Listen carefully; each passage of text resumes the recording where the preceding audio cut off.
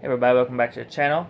And today's review is going to be for the Hallmark film Love, Lights, and Hanukkah. Now, I watched this one before. I think it was a 2020 Hallmark film, I believe. Probably was.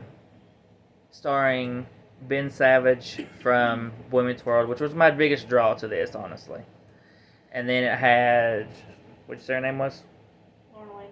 Oh, Janelle Parrish. Talking about the Hanukkah one? No, yeah, but it wasn't Janelle Parrish. Oh, not Janelle Parrish. I forgot her actual name. The girl that plays Elena's mom in Vampire Diaries. Yeah, her. Whatever her name is.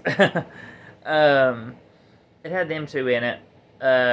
Ben plays a food critic, and she plays this owner of a restaurant, and she does this. Basically, you try to find the history, your family history, and she gets connected with this woman. She calls her. They meet. She goes and meets the family because they're trying to figure out how they're connected.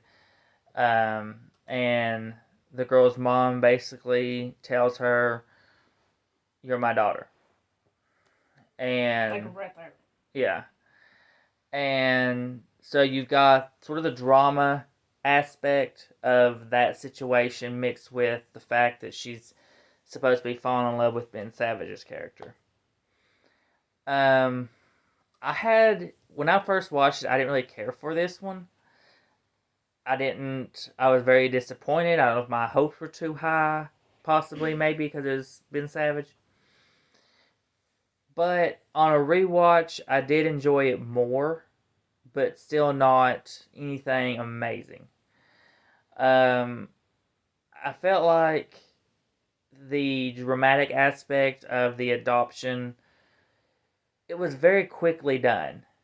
I didn't feel like they fleshed it out enough, and I understand this is only usually an hour and a half type of a movie, stretched to 2 hours with commercials on TV. But I don't know. I felt like if you going into that kind of an aspect, it just should have been fleshed out better. It felt rushed. I didn't get to feel that connection. I didn't get to feel that emotional moments for between them two. It was just everything. Like when she talked to her Oh. dad for the first time and all that kind of stuff. Well, not only that, but I also didn't help that I didn't feel the chemistry between her and Ben either. But then again, like I said, I like when Boy Meets World, so I may just be like, because I'm not used to it. I don't know. Well, just looking at them, they don't really look like they would be a couple. They don't really match up just looking at them. Mm-hmm. And Boy Meets World is probably my number one TV series that I love. And watching this and watching how Ben acted, it was very Corey Matthews-esque. Mm-hmm. Very awkward. And I know they were trying to be sort of awkward because he gave her a bad review, so they're supposed to be she was supposed to hate him and stuff, so it's kind of supposed to be awkward. But just his mannerisms and the way he acted and facial expressions really just came off as just Corey Matthews. Another version of Corey Matthews. Which is okay in a way, but then again, it sort of took away from the movie on parts.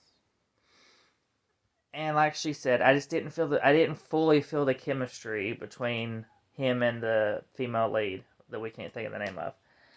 I just didn't feel that chemistry as much as I wanted to. It slightly was there, but it definitely could have been stronger.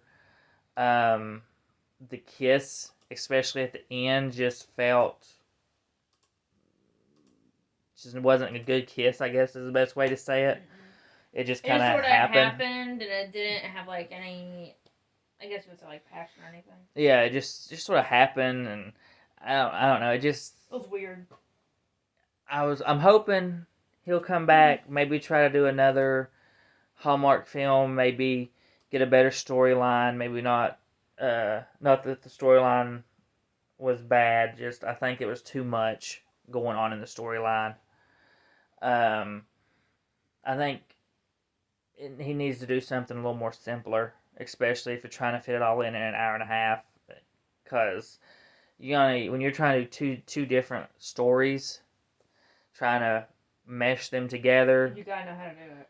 Yeah, to do it right, you got to be able to not only give us the emotions from her finding out that she just met her adoptive mom, or not her adoptive mom, but her real mom, and And then talks to her real dad. dad, but the fact that she's fallen in love, and I just felt like we lost some here on the dramatic parts of the learning of the family. So I gave it a 3 out of 5.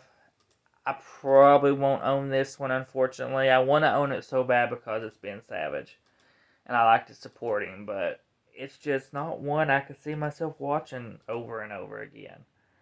And I hate that because I think that's like I said. Topanga. I think that's why when I first watched, yeah, that's what it is. I think that's why when I first watched it, I gave it such a low score because my hopes were too high. And this one, it bumped it up a little on a rewatch, but I think when I originally watched it, I may have gave it a 2, maybe. I don't even remember, but I know it was lower. So it bumped it up at least a number, a number grade. But uh, but yeah, I don't know. I can't fully recommend it, but I can't say avoid it either. I'd say if you have interest, give it a shot. If you don't, then you'll be okay skipping it. We'll just say that. What would you give it if you rated it? 1.5. I guess about. I was somewhere between 1 and 2 with my original grade, so you're right there where I was in the original. 1.5, and you're probably a 2. Yeah.